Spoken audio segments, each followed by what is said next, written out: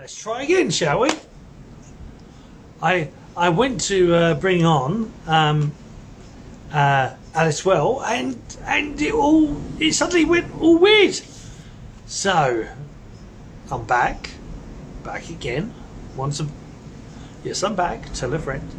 So yep, people start coming in again. Suzanne, hello. How you doing? Just waiting for Alice. I don't know whether to actually try to bring her up or wait until she appears.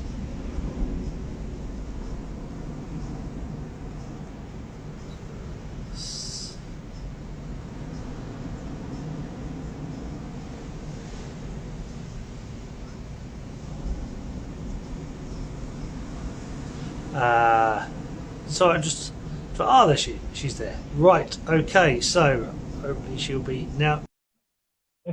Keep my energy still.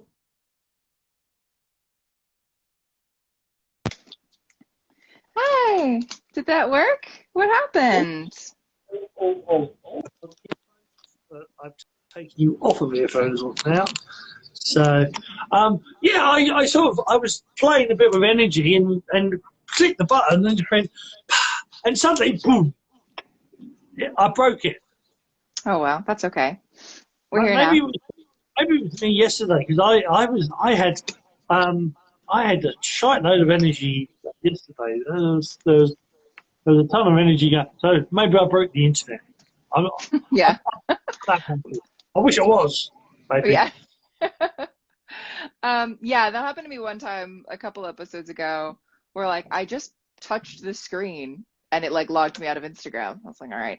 I think now we all know how like that it's Instagram, that it's like all the government spies. There's too many, it's overloaded with government people or like whoever.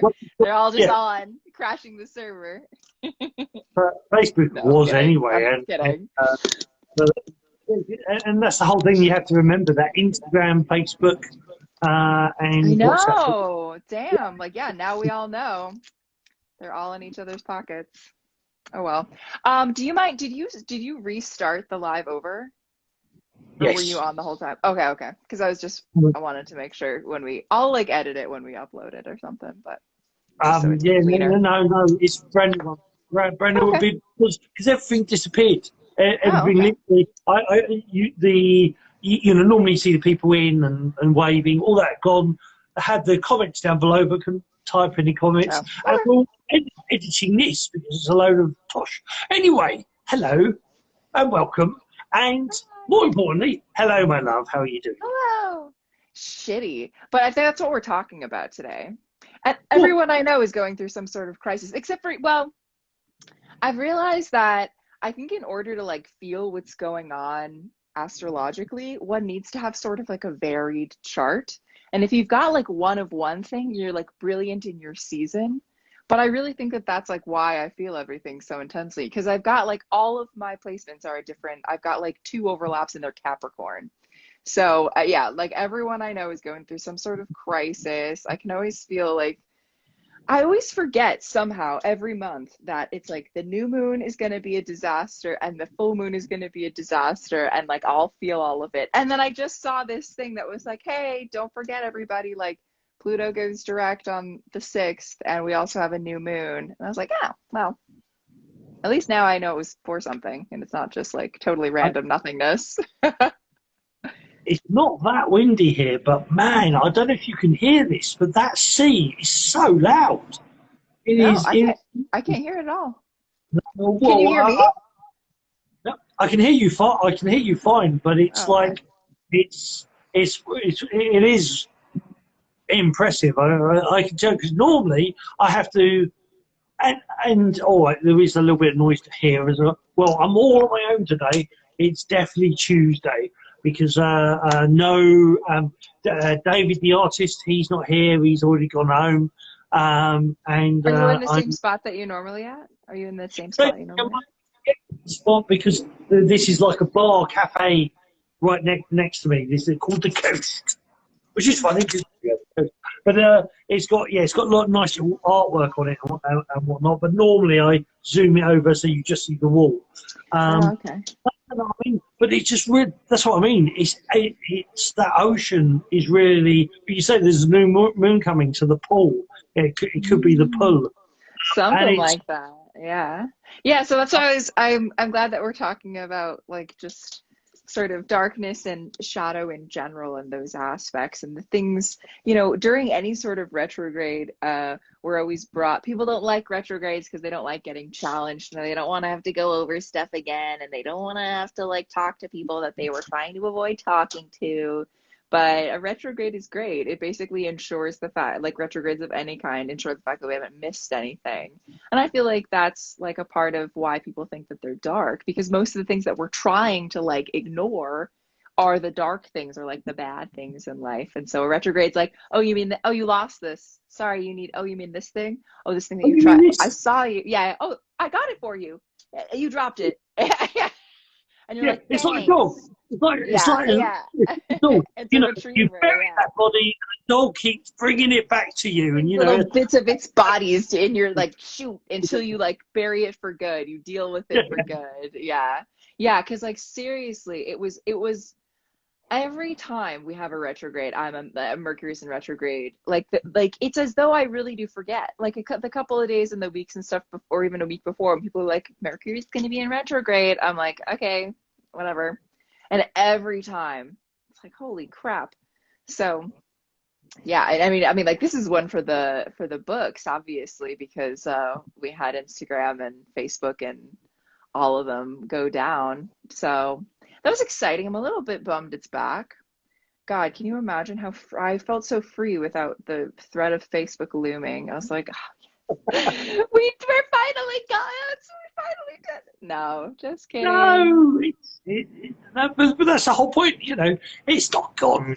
It will come back. But the whole point is, it's that threshold, isn't it? It's that look, this, when it was gone, did you sigh? Well, you out there, was there a sigh of relief? Was there panic? Did you then spend 15 hours on TikTok? It's like, and it's sort of. It's sort of like showing you what if. It's like a blackout. A blackout is sort of like if there really was a solar flash and everything was actually gone. What would? How would you? Would you cope? Would you deal? And I think. I haven't yet, but I was going to send Allis, she's my partner. I was actually going to send, Mystic Spider-Man, to see you out there.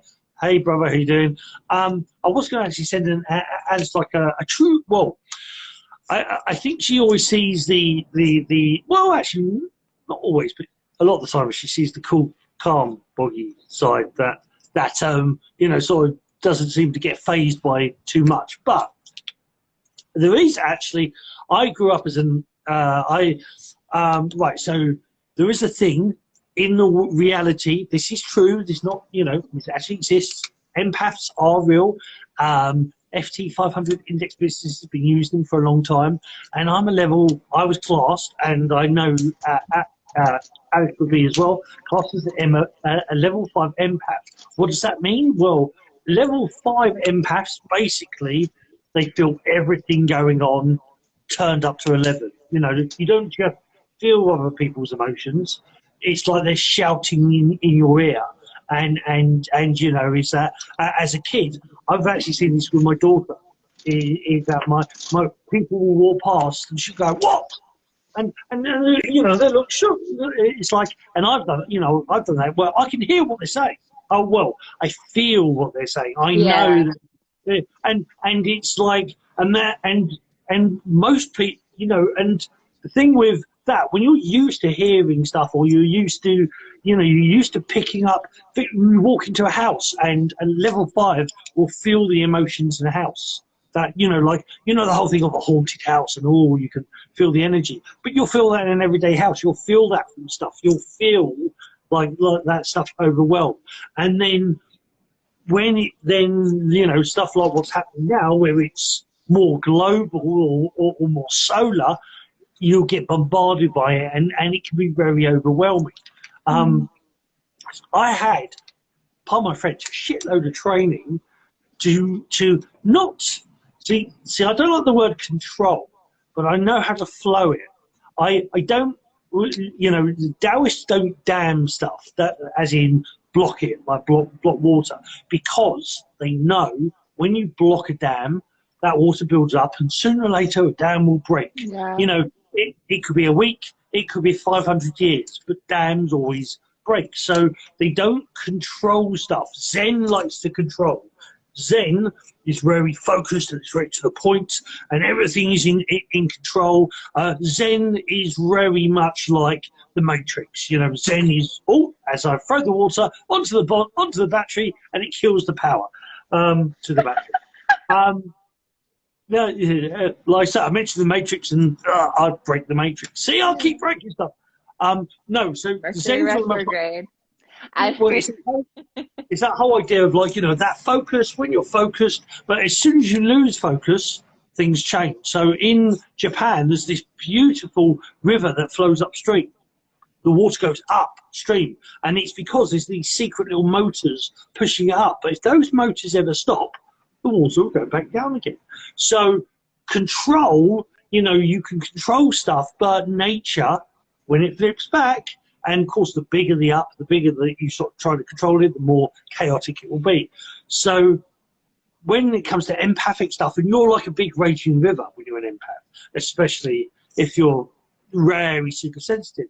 So it's about flowing it and flowing. And what I wanted to do an audio, and now I'm sort of saying it to the world and saying to you guys, I actually want to do an audio to Allis of, this is actually what goes on in my head.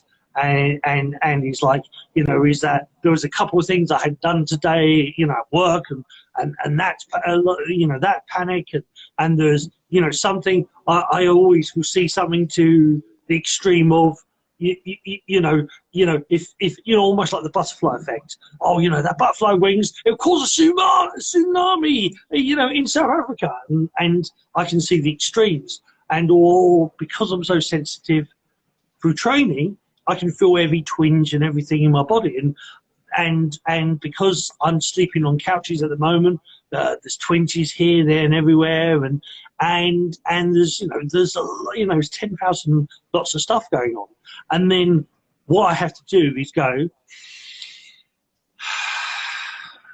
and go, okay, what you got to tell me, because the ego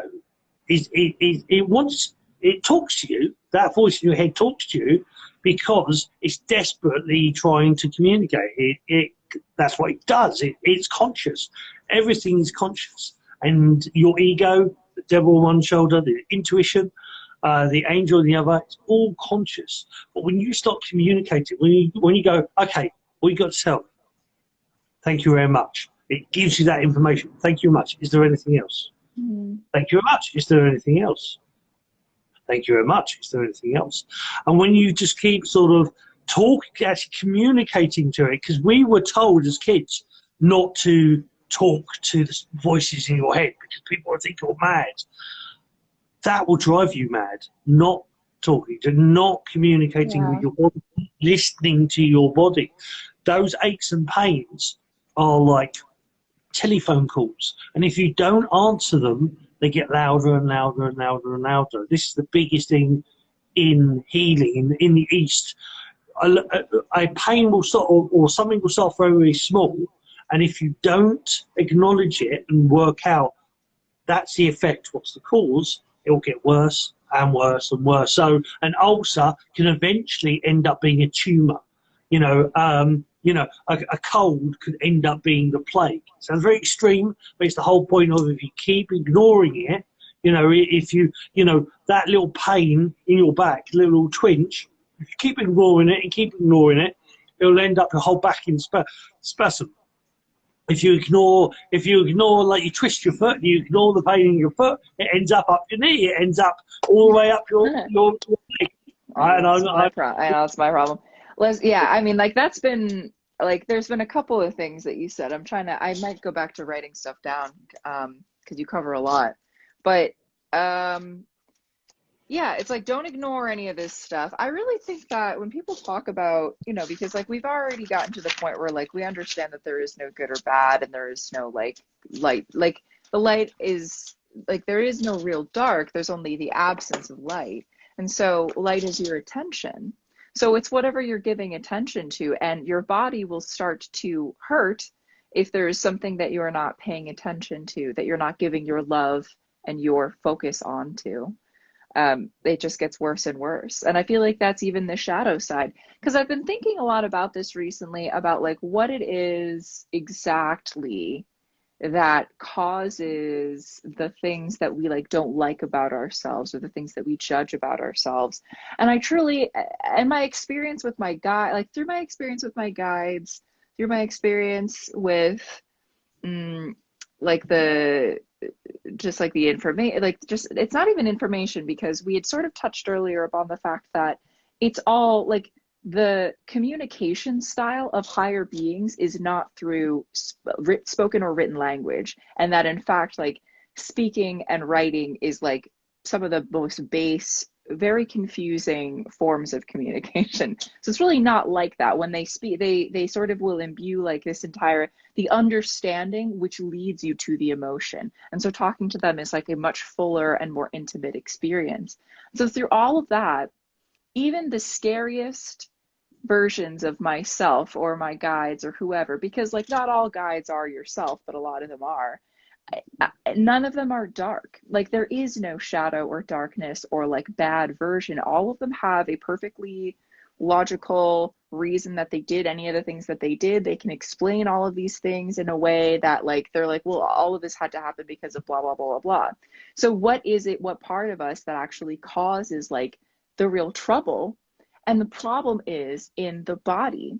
And I think that there are two reasons for this. And like the first one being the fact that the body is still a wild animal. And like most of our pain and suffering comes from the fact that we've domesticated a wild animal. And we are trying now to live as exclusively one very specific part of ourselves, as opposed to embracing all of ourselves.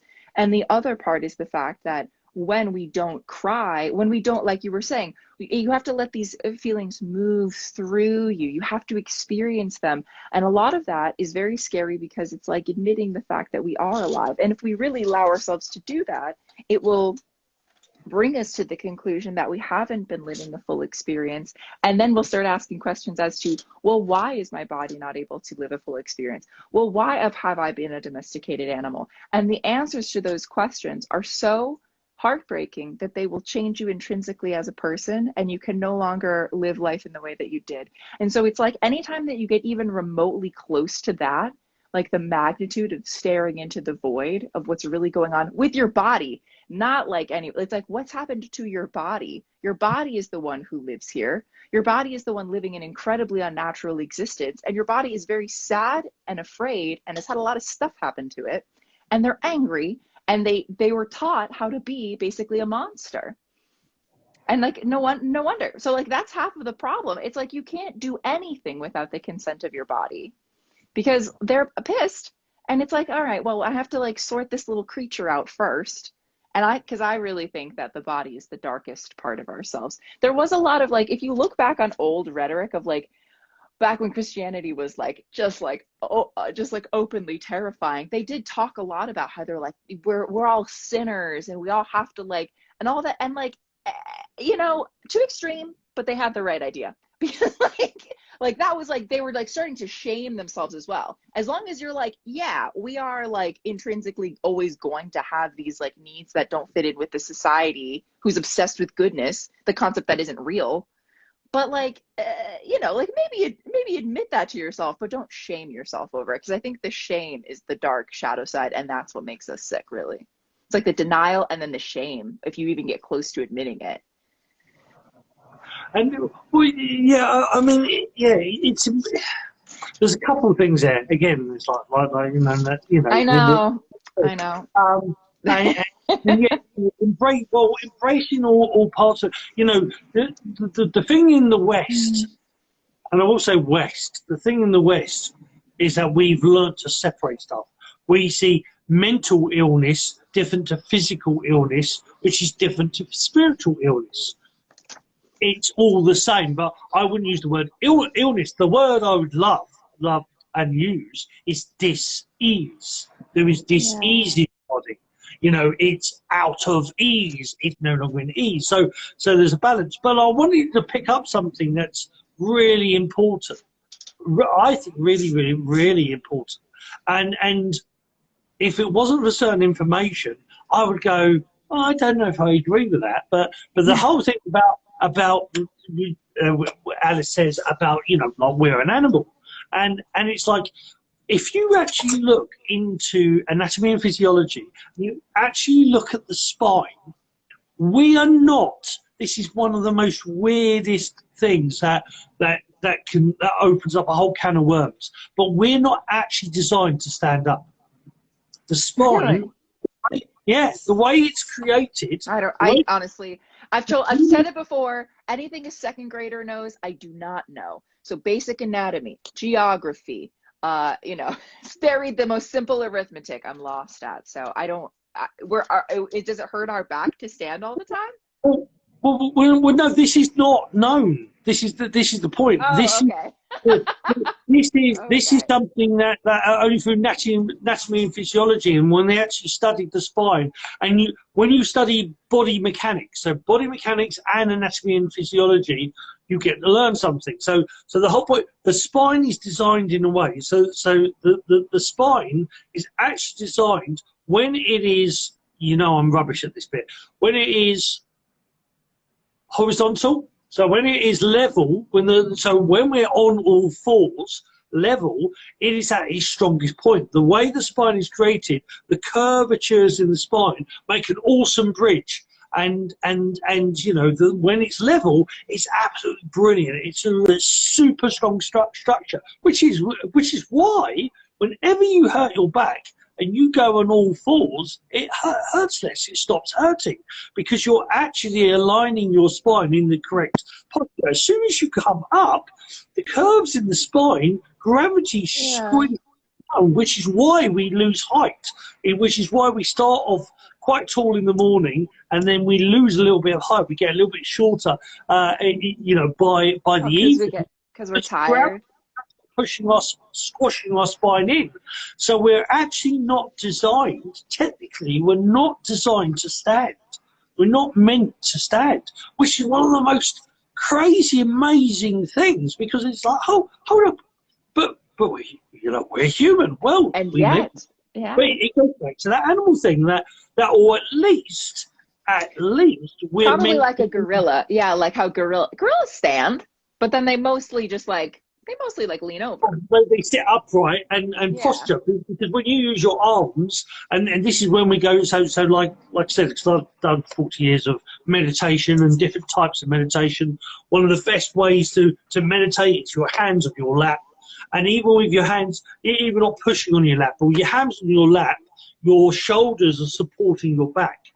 So but when you take your, you know, if you're doing all this business, you're actually putting pressure more on your spine. So one of the most, for a beginner at least, is to actually have your hands on your lap, supported on your lap, either palms upward, palm downwards. Doesn't technically really matter too much, because just having the arm, the wrists and the arm on there, you're actually supporting the shoulder and allowing the back to be more upright. And this is why within Qigong we get you to pull your bum in, tuck the chin in, pull your bum in, and keep the armpits open, because again it actually helps support the spine. When you use the bone structure correctly, you can support it better. And then you use the tendons, you use the fascia, which is this layer of tissue that's underneath the skin, is between the skin and the muscle, and the fascia is actually made of light. First things for another time. But the whole idea is that when you actually learn about body mechanics, that you can support your body better.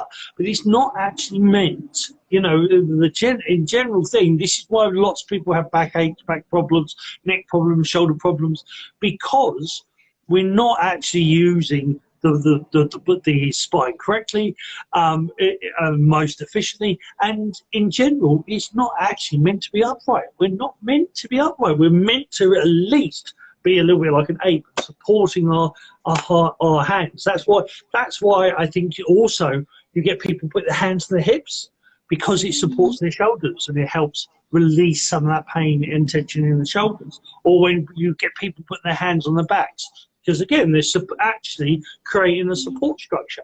So there is this very interesting thing, is that in actual fact, we're technically not designed, but there's a very good reason why we do, and that goes to the pillar of light, and that goes into meditation and ascension.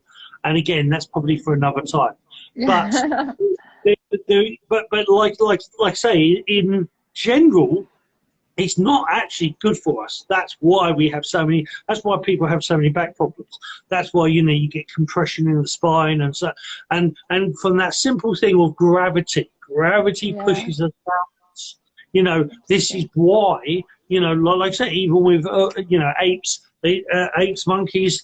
Yes, they can stand on their legs and they can stand upright, but most of the time they'll hunch forward and they'll be, either they'll be hunching over and supporting their spine in a way, and or also using their hands on the floor, because it actually creates a better arch, a stronger arch.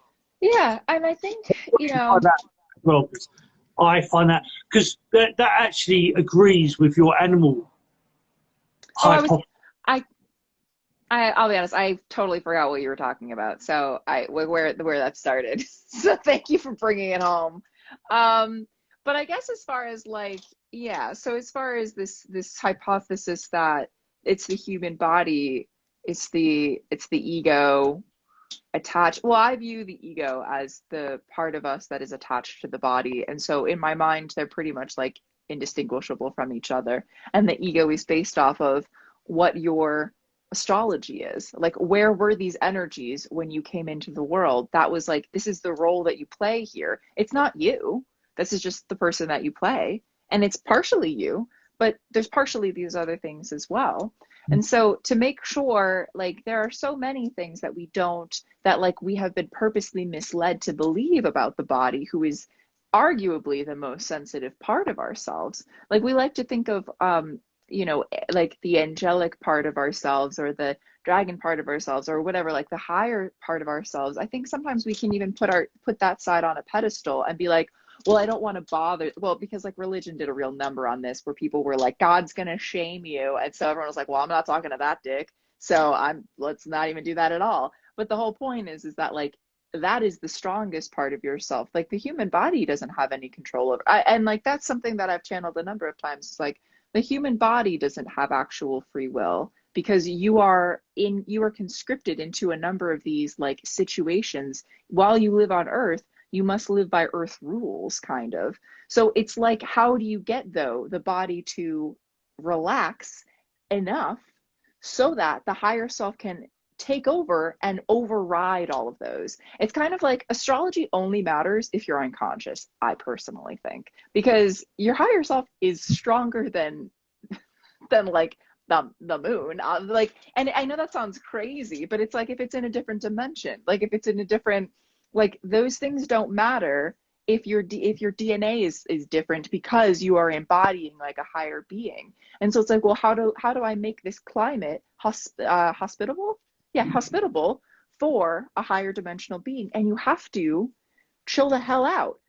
It's so difficult, though, because everything in the world is designed specifically to prevent this phenomena from happening. However, it's our birthright. It's what we're supposed to be like. And it's also the reason that humans are such a threat to, we've destroyed the earth a number of times. This is the worst has already happened as well. I think when we're talking about darkness, people will think, they don't want to look into it, because they think, if I look into this darkness, it will draw the darkness into me. And I personally am not someone who really believes in the manifestation. I don't really actually think that what you think about, you bring about is. I used to think that a lot more. But as I've channeled more things, it's you're just observing. I just don't really, it's just not something that has resonated with me for a while. You're just observing what you feel. And so as you're observing it, it's almost then just don't get attached to it. Let everything flow through you. Be oh yeah, it is a new moon. Oh yeah, it is a full moon. Oh, I feel all these strong emotions. they're what my body is feeling right now. And then once you kind of step away from that, that's like how you become the higher self. The higher self is really not bound to the body in that way. So it's like, yes, we do have free will, but like, you gotta like, there's a couple of steps to get to that version of you. And like, it'll come, but this is the natural life cycle of the human. And I think that so basically like looking into the void and seeing, the worst has already happened. And in fact, it wasn't that we like, whatever, we're here now. Like the fall of Atlantis already happened. We lived through all of the freaking nuclear explosions. We've lived through like when you actually look at it, I understand that, that saying, I don't think, like, I like a twist on the only thing you have to fear is spirit self is the fact that, like, I guess I understand what they, because I originally heard that and was like, oh, well, that's not true, because like the thing that you're fearing is extreme grief. So like fear itself isn't real. It's just like a resistance to grief. And like, it's damming. Like, it's like putting a dam in something. So that's like what fear is, where it's like, I don't want like to live my life. And it's kind of like a resistance to life itself. It's like the rejection of the natural flow and rhythms of things. But once you actually do look into the void and you look into your own darkness and you know exactly what you're capable of and what you are currently doing in other existences, because everything is happening all at once, that there are incarnations of you that you would be ashamed of in this incarnation, or you would be afraid of in this incarnation. And you realize, oh, even when I actually get to know that version of myself, it's like none of it is bad, like none of it is evil, and all of it has already happened. So there really is nothing to be afraid of, and then you let go. And I think that that's when like the dam clears and everything moves smoothly again. But it's the acceptance. Yeah. It's just like acceptance of the darkness part, of the ego part too. Contradictory. It's a contradiction. It is. It's a paradox. That's what we live within the string of the paradox. Yeah. That's the point. To actually solve the puzzle, you have to understand. You have to accept the paradox. Yeah. And so because I'm very much what you focus on grows. What you believe is true, and that is true. But the point is, if you the darkness exists, you keep focusing on the darkness. Yes, you draw it in, but at some point you have to go. Darkness and light both exist, and they're both needed, and they both just are. And one of the biggest realizations for this for me was the Boggie the Ghostbuster bit, where I could go into and I was purposely, the one thing I don't say about when I say about went to Russia, went to the KGB prison, and it's full of poltergeists and they're throwing stuff about, and I walk in and everything stops. The one thing I don't mention is my Sifus made me do that. My Sifus took me to really scary places in China where the ghosts will literally torment you. Where do you think the ring comes from? And some of those really, if you're into those really Japanese scary stuff, where do you think they come from? They exist. Those demons exist. And what my Sifu said is, you have to accept them.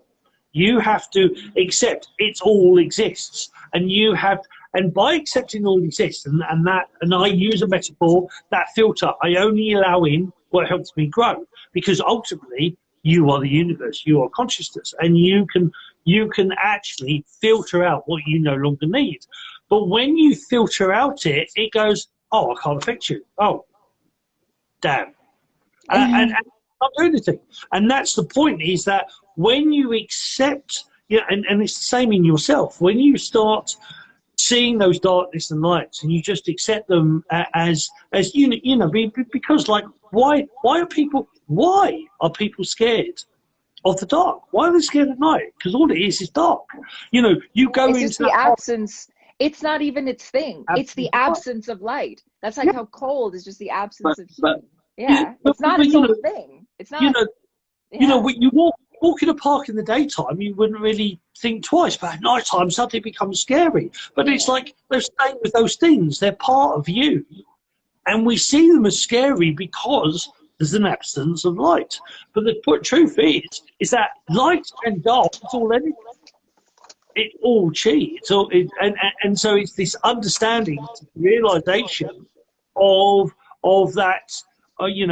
Everything is actually energy. Everything's conscious. Everything is collective. And so everything is you. So therefore, it can't actually hurt you unless you want it to. Unless you've already approved it. Yeah.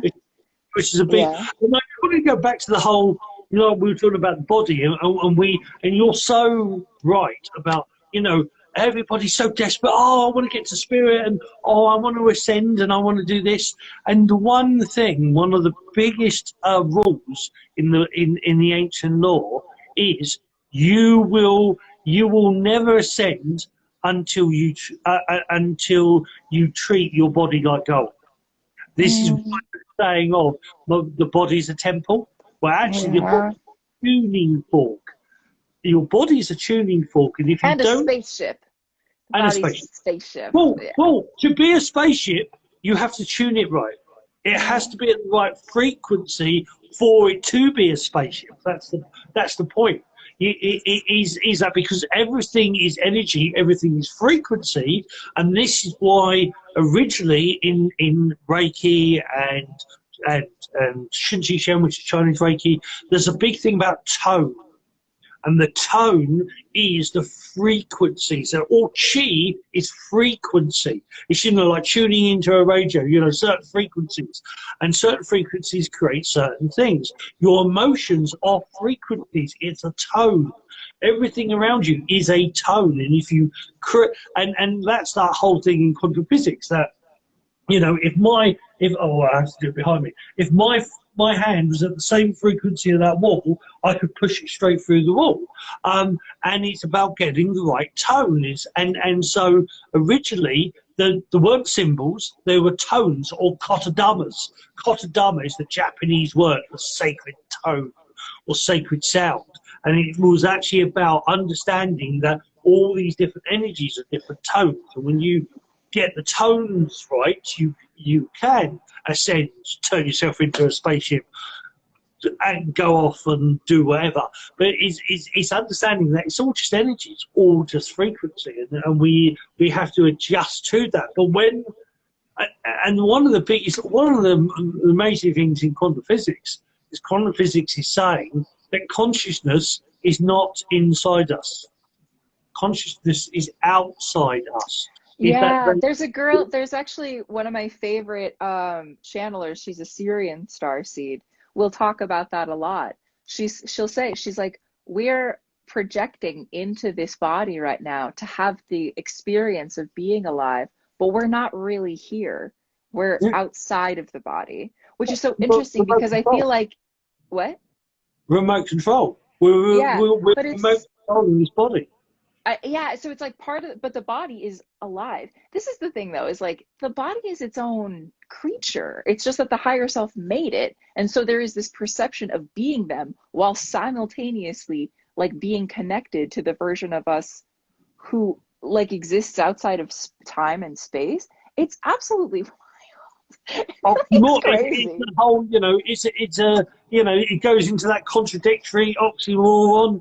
It's everything all at once. That's the whole point.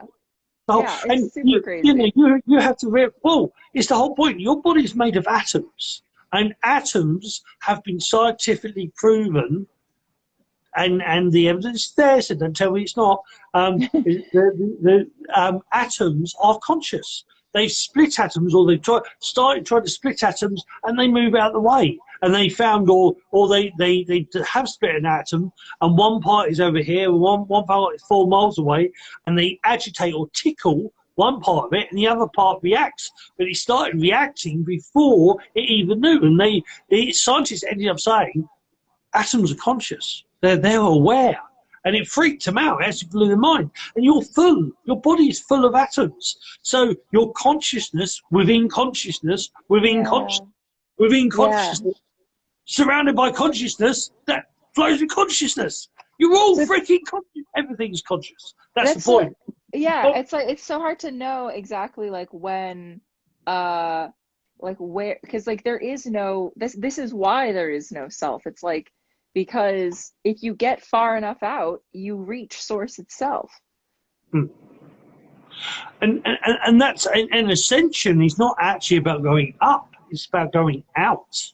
It's stepping back, it's expanding back, being more aware.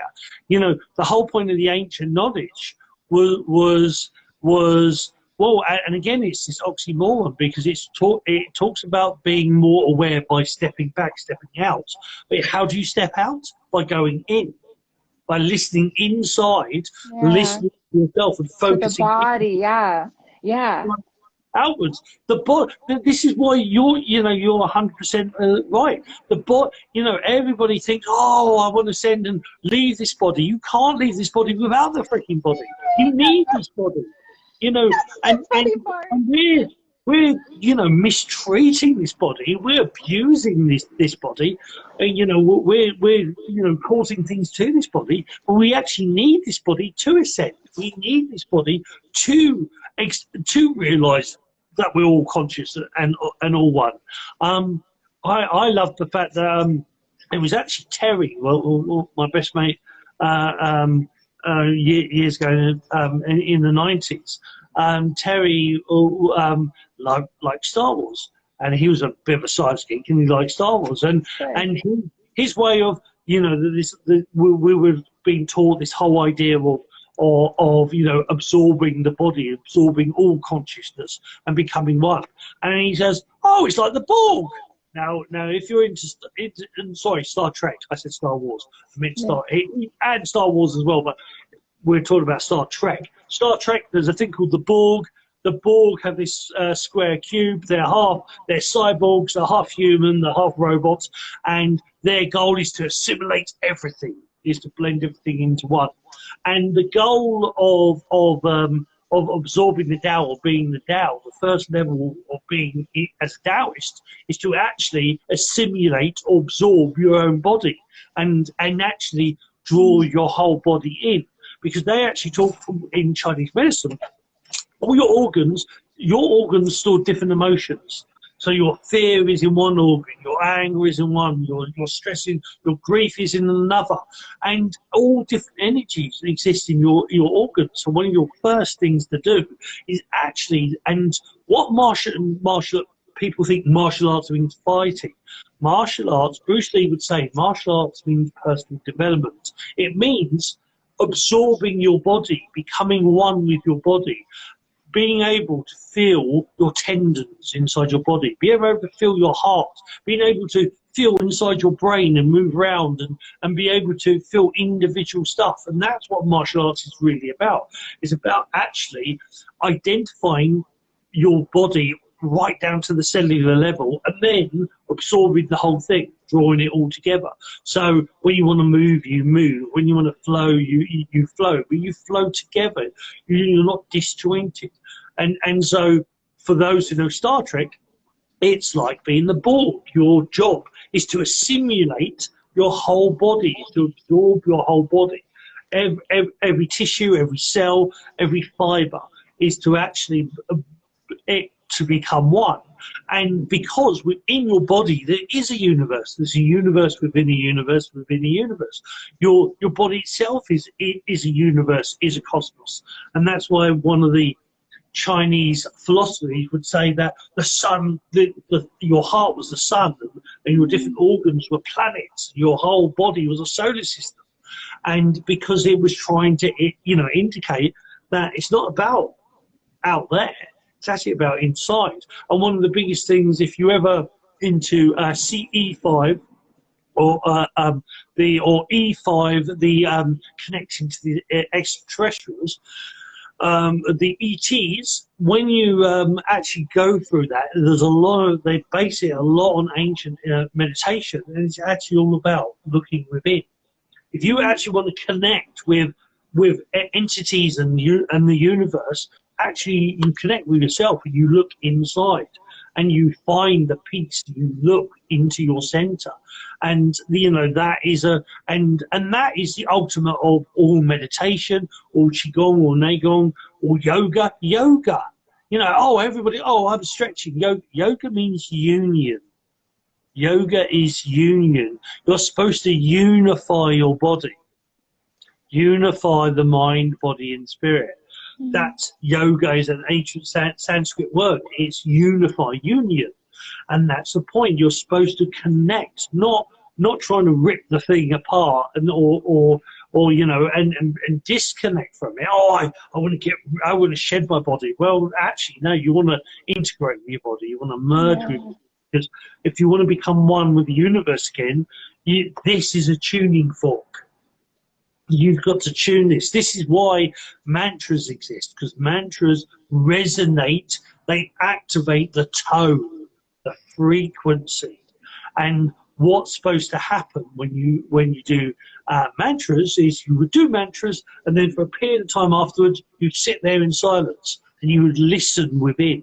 You listen to the tones you created. Just like a tuning fork, you hit the tuning fork and it vibrates. It vibrates. You're hearing the tone. Well, doing Qigong, doing yoga, doing mantras, meditation, that is hitting your tuning fork and you're activating the frequency, the tone. And this is why within Qigong at the end, you're supposed to do a thing called Wu Qi, which is a standing posture, and you're supposed to listen. Listen inside, because you're listening for the frequency, because your body's trying to talk to you all the freaking time. The universe has been talking to you all the freaking time, and you're just not paying bloody attention, are you? You know, and this is what where synchronicities are technically the universe going hello, hello, hello. And if you have accidents, that's the universe screaming at you because you're not paying bloody attention. And that was the ancient knowledge, that accidents is the universe screaming. It's screaming. Though we talked about this I can't remember what it was called. I think it was like dark entities or psychic attack or whatever. Is like, at least the way that I'm operating or what I've come to understand is that synchronicities, accidents, or like even, you know, like when people hear ghosts or any of those things, I've always felt that that's actually your body allowing that experience to happen, or like inducing. So for instance, like if you look at the clock at the perfect time, it's not like an outside, this is my understanding. And like one of the brilliant things about being alive is that everyone is going to have a different experience than this. So it's like just what I've found is that it's not an outside guide telling me like, oh, I put this here for you, or like I sent you this. It's the fact that my body is significantly more brilliant and a better guide than a lot of my other guides. Some of my guides they're not from Earth. They don't know what it's like to be a human. So the best guide all they can really do is encourage me to learn how to use my own body, which is the most brilliant tool, one of the most valuable tools in the universe. It's a very powerful spacesuit to be in. And it will, if you just reach a certain point, where you like allow it to resonate and do its own thing, it will alert you to like signs and synchronicities that are going on, because it has an awareness of everything that's happening within this. There's like a huge radius of the body. So it knows what time it is all the time. We have an internal clock. We are most of the time aware of what other people are thinking or feeling if we really like, but we don't allow ourselves, because it's not polite in our society to like reach out and to collect data from that side of ourselves unless you can't help it. You know, because like there are, I think like with star seeds or the Bodhisattva people, or you know, monks or whatever, people who just like dedicate their life to this, it's when you can't ignore it. And it's very obvious that this is your position in society, to be one of the people who actually like kind of experiments with their own self and be like, okay, did you mean this? Because I do think of myself, I think of this incarnation. This incarnation at some point is going to be a guide for my next incarnations if I decide I want to do that. And so it's like, who is the person that I am forming? And specifically because I'm female, I think so much about the fact of like, well, inevitably I'm, you know, or I don't know, eventually I'm basically like teaching this incarnation to be a mother to themselves. And this mother version, the most adult version of them, is the one that I like take with me. And I'm like, great, you're done. And sort of like you get harvested a little bit. And like the oversoul is like, all right, I need you in this exact form because I don't want anything else to happen to you to change you, because like experiences form the personality and that's who you are. And that's all another reason why I think astrology is so important, because it's like it's not even necessarily the people you're talking to. Because sometimes you can't even remember what's actually happened. You just remember this feeling, or you just know that you have a like something happens and you're like, oh, I've got this trigger. Where did that trigger come from? Doesn't matter. Literally doesn't matter. You have it now. And that was the whole point. So it's like, and this is a similar reason to why if you break up with someone and then you date someone else and you're like, am I dating the exact same person? Yes. It's because you brought it in. You wanted a version of yourself. You're working on this version of yourself who is brought forward based on a certain personality type. And you instinctively know who that is and you're working on it. Like, and it's not always something that the consciousness is aware of, because I think there's a lot of stuff that like the consciousness, if they could, would interfere and would be like, I'm not doing that. I don't want to do that. Or like, whatever. I think the consciousness is the purest form of ourself because it's that overlap. But most of the time we're like in the body and we're like, I'm so afraid, I don't know what's going on. And then we'll have these like brilliant moments of being of being like the higher self and being like, I know exactly what I'm doing. And then you go back in again and you're like, oh man, you're going back and forth all the time. But I wrote down a couple of things, but was that it's basically like the shadow self is the ego, and the ego, or like I think that the shadow self is even actually like the inner child. I think of them as the same. People will say like you have to let your inner child play, and I think that that's a big part of shadow work. Shadow, you know, you can write out the, you know, shadow work seems like now it's becoming more of like a journaling prompt kind of thing, like getting these things out. But at the same time, again, it doesn't matter what actually happened. The only thing that matters is the fact that you have this trigger, and you can go through, you can like somatically get it out of your body without ever knowing what it was that happened to you. It's just the fact that your personality had to be formed in a certain way to make you this way. So you don't actually have to remember all of it, which is amazing to me, because I actually just found that I was, well, I mean, I watch a lot of TikToks of people. I find like a good mix between like, if you can take the spiritual, if you can basically like watch very good psychologists or whatever psychiatrists on the internet and like overlay it with like what's like, because most of them are so good because they don't understand like the fullness of what they're talking about. They are so good because they don't understand that like they're talking about spiritual concepts at the same time. So if you can kind of like overlay that, because I think like that's just like their person, that's just how they had to, for their character, right?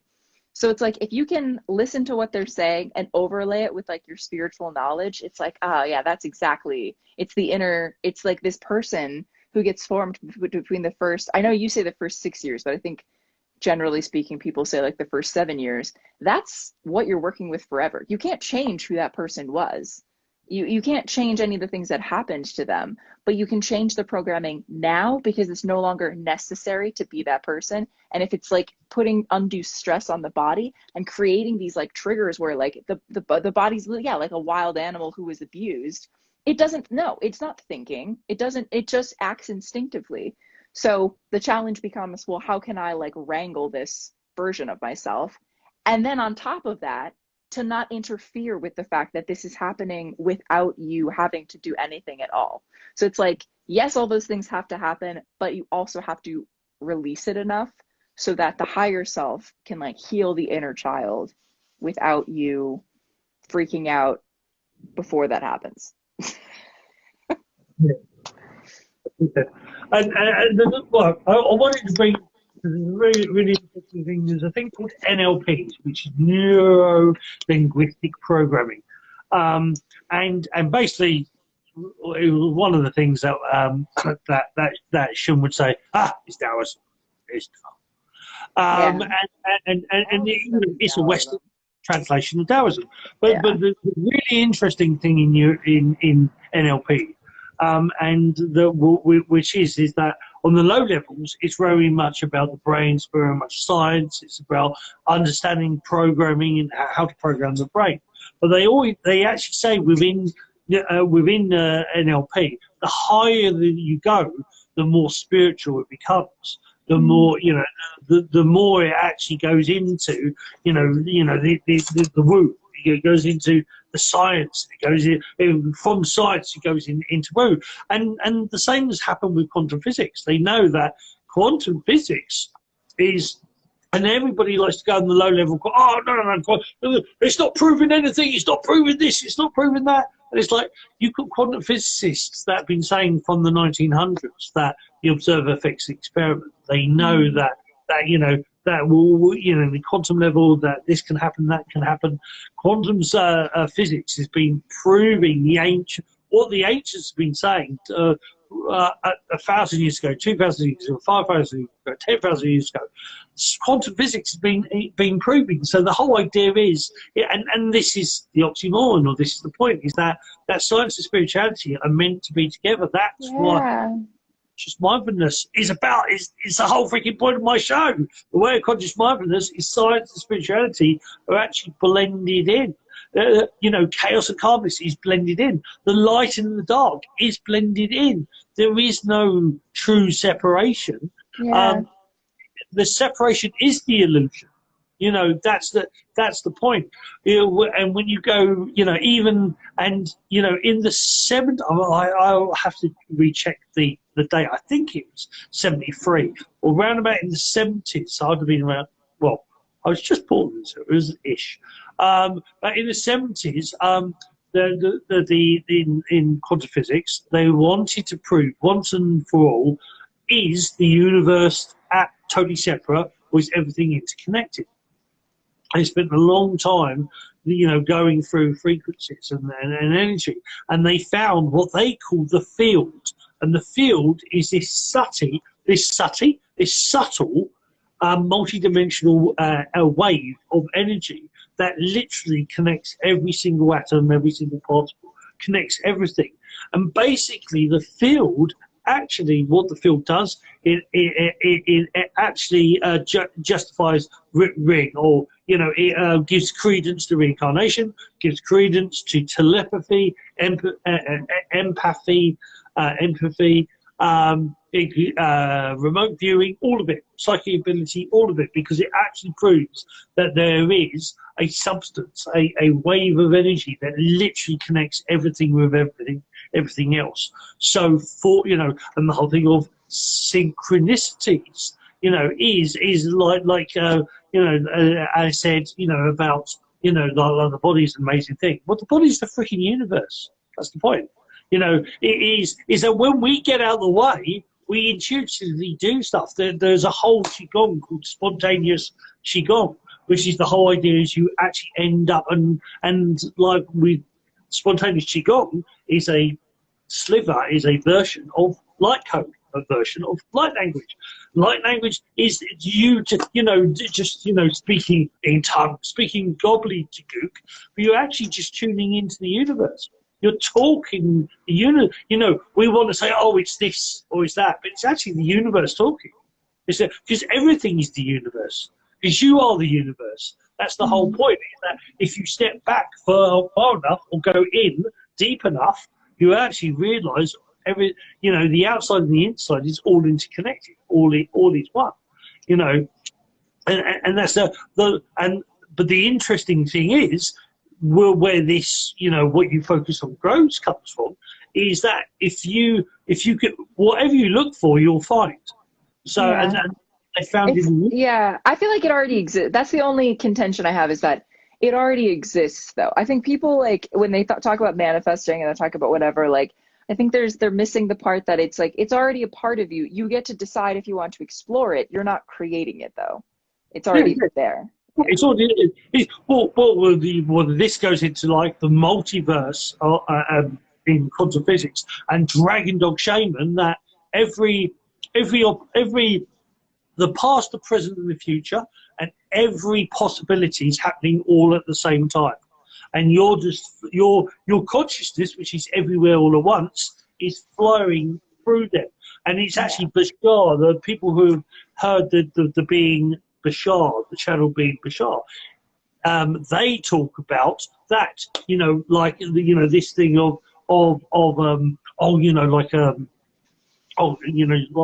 the Mandela effect and whatnot. is that actually all these different realities are happening all at the same time, and we're slipping from one to another. So I think the Mandela effect is a psyop. I don't believe in it. Serious. We can get into that. Well, there's some of it, yeah, but we are slipping in and out of realities. That's the whole point. And different realities, different things have happened. But the point is, everything's happening all at once. Everything exists. That's the point, is that everything exists. And this whole thing of manifestation, what's happening is you're slipping from this reality where you don't have it to the reality where you do have it. So you haven't created it, you just moved across. You've moved to the place where now it is. Half the Mandela effects aren't real though, is what I mean. I think that there is an operative to take information offline and remove things so that we can't tell the difference between what is a designed psyop Mandela effect and what is a true timeline jump. So, but I think that most Mandela effects are under this psyop. I don't think they're real, because I've discovered there's a couple of them. People will find things where they're like, but we know this exists. I have this. So it was obviously just a clean, especially as more and more things get on the internet, there's less and less proof, and our reality becomes more and more subjective. And I think half of these Mandela effects is they're just testing it to see are we willing to completely abandon what we know to be true? Yes. All right, let's keep doing it. I think there's probably been a couple of genuine timeline jumps of some kind, but half of that stuff is just a mess with our head. I can't disagree with that, because the whole point of thing is right. It's a little of everything. Is that there will be false and truth. Yeah. There's always false and truth. This statement is both true and false. Yeah. And that's the whole point, is that everything exists. So there is, you'll always have both. But so there you go, really. I don't know. We've done an hour. Is there anywhere else we want to go with this conversation? There's a couple of other notes I wanted to make. One of them was so in the discussion between light and dark, I feel it's always helpful, because those wind up being such abstract concepts. I think that one of the things to remember is that we are, I would say, almost as afraid of the light as we are of the dark. We're living in a dark age. We're living in this basically an age of yin, the age of Pisces, where it's a lot of there's a lot of duality going on, and there's a lot that's hidden. And so the thing is because the hidden parts have been allowed to thrive, and we've been experiencing what it means to be in the dark, to not all be up in each other's business all the time, because the light is going to have its own problems. People think the age of Aquarius is going to just be a fucking utopia. No, we all have to adjust to a completely new way of being. And I'm pretty sure, I really, this is another reason I don't think we actually have to do anything for this, because I think astrologically, because we are attached to these planets, this is the heads up that's hey, they're going to be making this sort of bing, and then it's let there be light. So I don't know. I think when people talk about there being an apocalypse and everything, this is what it is. It's the slow breakdown of the fact that we no longer, as people, because as above so below, it's not happening in the stars anymore that we're going through a dark age. It's hey, we're going to be revealing things. So the light is truth. And absolutely nobody wants to know the truth about anything. Even in your personal life, you ever been going through something and you're I don't want to know. You know what? You're you're almost going to ask someone something and you're I don't even want to know. Now it's I hope you're ready to know, because we're going to know all of it. It's all coming out. well, there's again the oxymorons. There's a couple of things there. The whole thing of they're talking about, all the ancient knowledge talks about part of ascension, or part of this when you become more awakened being, and according to certain information on the ETs, higher being ETs, they're all telepathic. So that means there are no secrets. There's no secrets. I came to this conclusion the other day where I was oh my God. And I actually, because I've been going through so much, I've been fighting so much myself recently. And I've been what is the thing that I'm not trying to know? And I think that's what it is. It's been very uncomfortable for me to talk to somebody and instantly like be able to connect to their energy, kind of get just like a rundown. There's almost like an introduction that happens when you start talking to someone. It's like you get just the last 24 hours of their life, or it's like, and then like sometimes there are things like there are pictures that come up and you just wind up knowing them in this intimate way that is supposed to be natural. But I think part of this is what like the oppression of like the same part that we connect to people in, like somehow the pineal gland and the sacral and like all of that's connected in a way that like means that like a sexually repressed culture such as the West, and it's particularly America, that's why we're not psychic. So if you like sexuality is somehow tied in with this in the same way, and so is creativity and creation. Like all of that is a part of the same thing. And so like when people talk about rape culture and like, oh, there's, you know, there's no impact to it, that is the impact. I think it's the repression specifically. Like women are the ones who do most of this creating, and they are naturally like a little bit more, because you've got a portal inside your body, you can't shut that off. But it's been so weird talking to people because I've started to get a little bit like, I got to figure out some like what to do about this, because I've started to feel like this shame about who I am, about like knowing what we're supposed to be like. And it's like, it's the other people who aren't like acting the way that humans are. Like, why am I ashamed? Why am I upset? But I just don't want to offend, because of the way that our society is, it feels rude. I feel like I'm being rude all the time by knowing this, or like just getting the sense for people. And then I'll be talking to them and I'll be like, you don't know what I'm talking about, do you? Or like, I'll feel like, I'm like, damn, I feel like it's kind of like talking as, it's almost like being, well, because like your awakening is a part of your adulthood. It's like a natural part of the human body's life cycle to awaken. You become an adult. You're not supposed to be awake your whole life. You're supposed to be a child. You're supposed to be ignorant at some point, but you're not supposed to stay that way forever. So it's like whenever I'm talking to someone who I'm like, I don't know that this is in your game plan, man. Like I feel like kind of guilty, and I feel like shameful, and then it makes me go back into, and then it makes me like them, and I'm like, shoot, and then it, you know, so I have to deal with that in some way. But oh, and this is the, all right, so that's a side note. The other thing I wrote down was that the reason that we're afraid of the dark is because it's what we've projected into the dark. And I also think that a lot of us understand that there are so many things that each of us has a secret, which in our, that like, it's the ego that's judging us and we're judging each other. It's the human body. It's not the like higher self. The higher self is like, yeah, I've been reading your mind for your whole life. I know literally everything about you. So does everyone else. Like everyone knows everything about you. And like, you just think nobody does. Oh, what an absolute nightmare. Like, I think that's going to be the hardest part as a society. We're going to have to be like, holy, like, all right. Well, obviously in Westworld, there's like a correlation, like, because, you know, all of like, they basically find out in Westworld, like huge spoilers, they find out in Westworld that like the government always knew everything about them, and that like their lives were planned in a certain way. And like, they have to contend with the fact that like, not only, well, the robot people have to contend with the fact that like so many of these things were preordained, but then everyone, even the humans in it, have to deal with the fact that like, oh my God, I don't have any control over my life. Yeah. Yeah.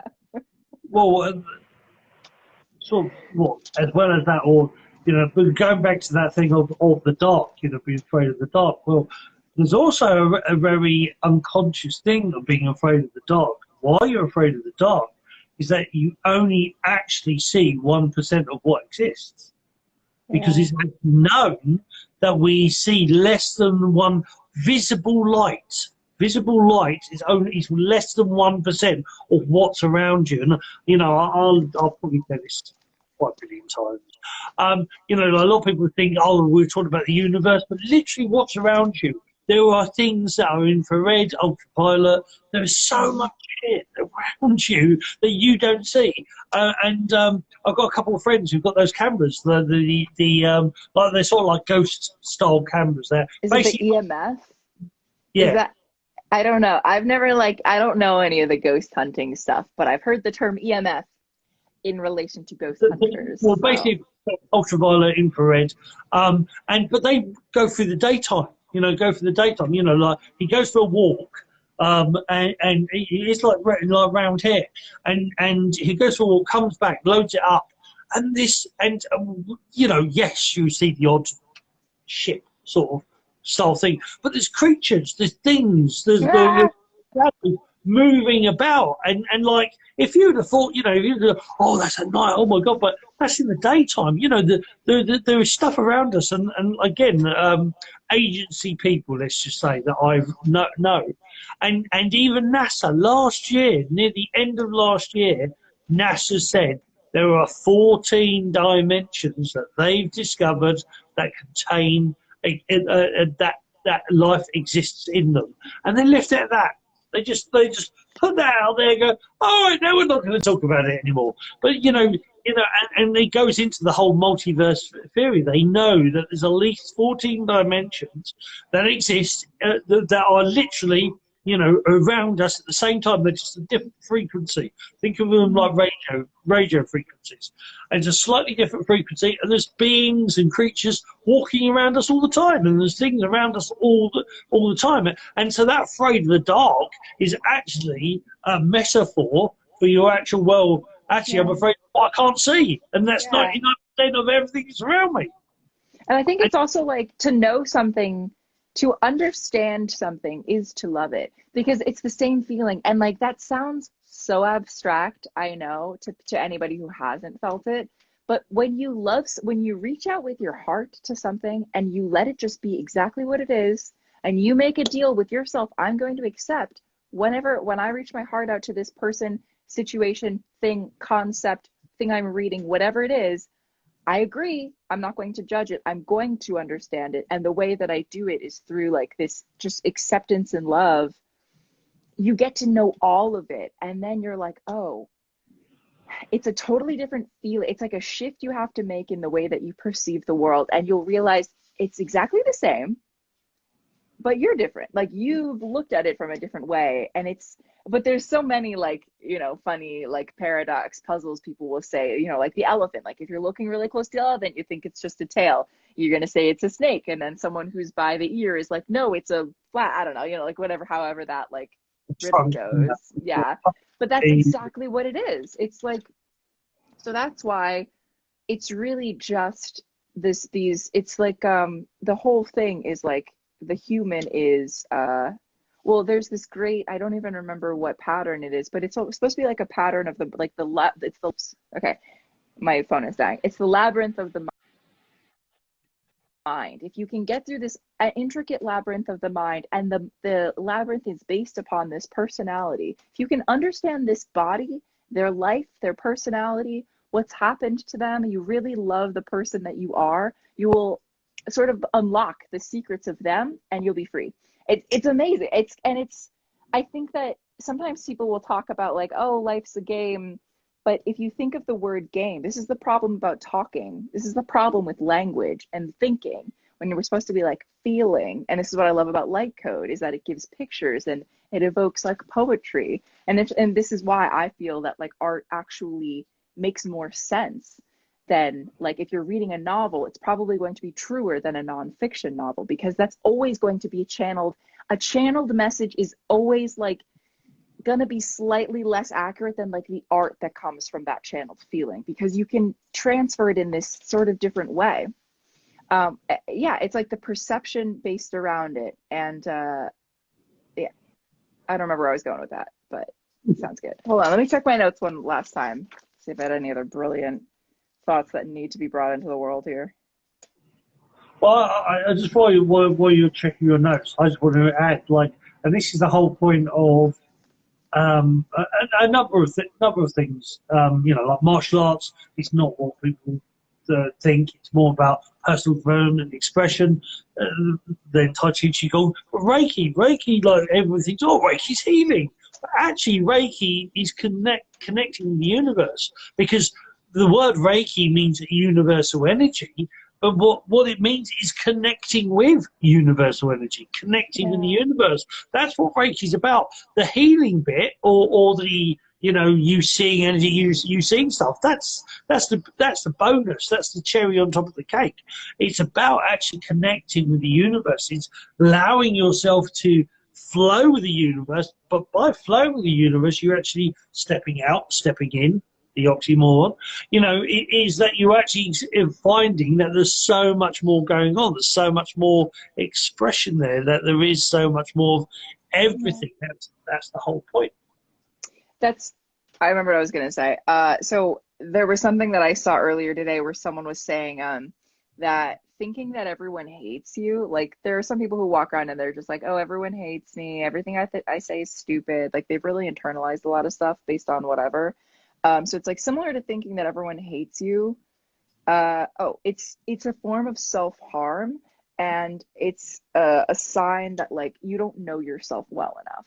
Because if you really saw exactly what you were capable of, you'd be like, well, why would anyone hate me? Like, there's no reason for that. And so you kind of like, if you know yourself, and the only real way to know yourself, so yeah, this is like a part of being afraid of the dark. So it's like, if you go around thinking that people who you don't know don't like you in this very egotistical way of like, I don't know, absolution. It's the same thing of being afraid of the dark. It's just the fact that like you fear what you don't know because you've projected these negative experiences. Your shadow self is different, and like that, and like the darkness of light of life is really like different from negativity.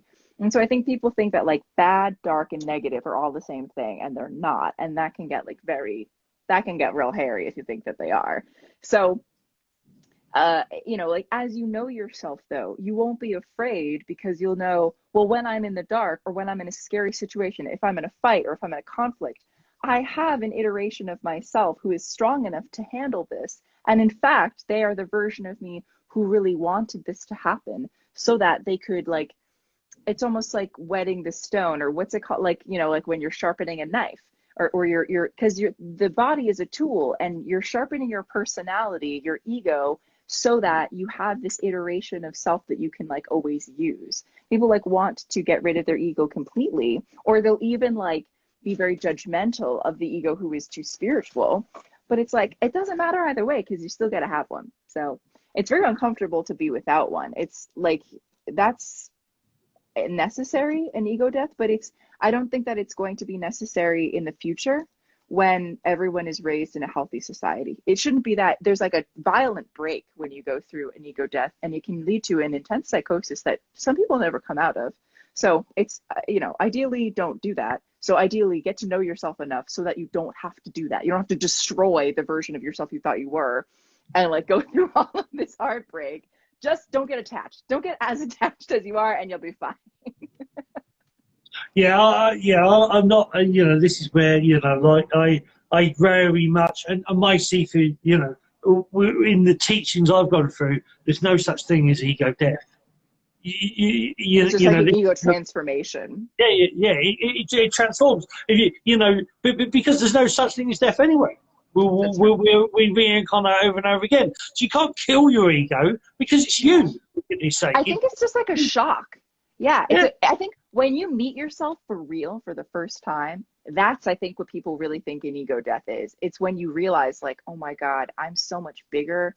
Life is not the way that I thought it was. And when you realize like, I was purposely putting on a mask and I just realized it. And I think the fact that then you can't put on the same mask in the same way again, that's like an ego death. That's like a true one, when you like can't go back to the way that you were before and you let it really change you. But again, this is why terminology, words are so limited, because people can be talking about the same thing, but it's like, what does that mean? What are we talking about here? So it's so hard. It's so hard because any of these spiritual concepts, it's like, you gotta feel them. You gotta, like, you just talking about it is never gonna cut it. You gotta feel it. Do it yourself, And that whole thing of the mask, putting on another mask, but everything is all you, so therefore the mask is actually just your hand. It's just going to be some other mask, but it's still you. That's the point. There is no separation. Everything is all one. And even when I went through what I would consider to be like my big spiritual awakening, a massive ego death, that was all based around the like astrological events that were concurring with my natal chart. I can look at them now and I can see that if I had actually known this, I suspect what we'll probably do for children is like once they're born, I mean, you can chart out someone's entire life. You'll know exactly like what they'll be dealing with at what ages and when. I would have been able to see, this person is probably going to have a spiritual awakening at this particular time. And I did. So it's like, even those things that we think are like random and magic, it's like, if you know they're coming or not, they're going to come. So those are my final thoughts. Indeed. I just wanted to say, abstraction, Adam did actually requested, abstractions. Yeah, he requested to come on. We're actually going to probably wrap up now. But Adam, on Thursday, I will be about on tomorrow. We'll talk about that in a minute. But Thursday at 11:30 UK, 6:30 Eastern, I will be doing a sit down with Sifu. So if Adam, if you're about, you want to come on, we'll have a chat, or we can talk about whatever, or anybody who wants to come on, sit down with Sifu is definitely, we definitely can do something then. So abstractions, Adam, I'd love to speak to you on Thursday. Tomorrow, we're doing, it's sort of an introduction to, but we're doing a seminar of the history of Reiki. Now, you know, a lot of people think they know, or they know a version or a side of Reiki, but there's actually a little bit more to it. And if you've done, especially for people who have done Reiki level 1, level 2, master, and especially if you feel there's something missing. Well, there's a very good reason why you feel there's something missing. A very good reason. And we'll go through it on tomorrow, and we're going to do a seminar, and it's actually an introduction to what's going to start the week after that, which is, and we're sticking with this name, which is the Reiki Reiju empowerments. So traditionally, in Reiki, well, in the West, we created workshops, and we had that. You had an attunement, and you get a couple of attunements for your level 1, and the same with your level 2, and the same with your masters. But in Japan, it was done a totally different way, and China had a similar version, which that will be coming out in the near future. But that's a seed I'm planting for now. But with the Reiki, so Reiki was done in a very particular way. It's actually done as a regular, a regular class, a regular session, more than class, a regular session. And each week you've got a Reiju, and the Reiju, in essence, is this download, an empowerment rather than attunement. But you did certain things, and you built up that energy over weeks. Rather than like one-offs. So this Wednesday, tomorrow, 11:30 UK time, 6:30 Eastern, we will be doing a free seminar for all who wants to. If you go onto my profile, you'll see the link. You go to Linktree, and on Linktree you will see the seminar, the Reiki history, and like I said, we're actually going to discuss the different things, why Mrs. Ducati is so important, but also what other stuff lies, is out there, and then it will be an introduction into the Reiki Reiju empowerments. So if you are a Reiki level 1, Reiki level 2, or master, and you're interested in getting weekly Reiju empowerments in the more traditional way, like I say, if you come tomorrow at the time told, that will be the seminar. But then after that will be the weekly class, and it's for, if you want to do a one-off, it will just be like $11. But if you actually want to do a whole month, or do it as a monthly thing, it works out at $35, which is $8 a session. So the whole idea is that we can come together and build our energy together, and we'll get Reiju, because Reiju, it can be done through time and space. It's, you know, everything's interconnected, so there is no barrier, there is nothing to block it. So if you're interested in doing that, and you are a Reiki practitioner, if you're a non-Reiki practitioner, there's something coming up. Yeah, they can still come tomorrow. So like the like history of Reiki seminar, that's open to anybody. That's tomorrow. There's a link in both of our profiles, and we're just going to send you a Zoom link. It's just a Zoom chat. But then the next following week, it's kind of an introduction to, if you're a Reiki practitioner and you feel like the Western way is like not as satisfying, and you want to have it like the more traditional way where you're consistently meeting with the community, you're part of Shun and that kind of thing. That's when it's starting. And it's just exactly almost the way that, like, if you go to a weekend retreat and they do your attunements and stuff, it's like that, but every week. So yeah. Well, so yeah. Oh, see. This is the thing. I keep hitting the camera. So yes. So from, like I say, for everybody on this Wednesday, is the history of, like, history and introduction, and then from next week will be the Reiki Reiju. And like I say, if you're not a Reiki if you're not a Reiki practitioner, do not fear. We have, well, there is two things we have for you. I will be actually teaching both Reiki, Western and Eastern, because there is a difference. But also there is a something Reiki Tahiti, which will be coming out in the near future. But there's also the Chinese version, which I can teach anybody. And so we'll be teaching. Yeah, I'm excited about that. I'm excited. That will be coming. That will be coming soon. But, you know, well, I do not want to blow the minds of people. All my lovely. Let's not get into it too much. We're doing one little thing at a time. We're doing things at a time. We're not going to do a Boggie and do 27 shows in one hit. Not this time. I'm already doing that. I've already got about 6 shows on the go that I'm juggling all at the same time. So, and I'm notoriously known for going, I know, I've got 5 ideas. Let's do 17. Yeah. So I'm not doing this time. We're going to do one idea, and that is the Reiki Reiju empowerment. We're going to start off with that, and we're going to go from there.